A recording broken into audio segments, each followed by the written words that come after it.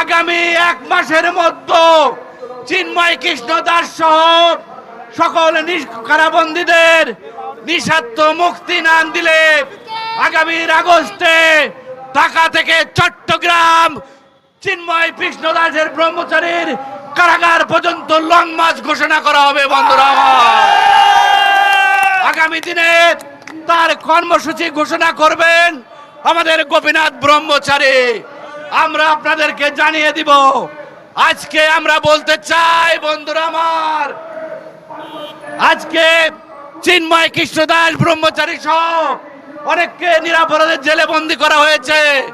আমাদের অন্যতম মুখপাত্র কুশল বরণ চক্রবর্তীকে মব ভায়োলেন্সের মধ্য দিয়ে উপাচার্যের কার্যালয়ে তাকে লাঞ্ছিত করা হয়েছে।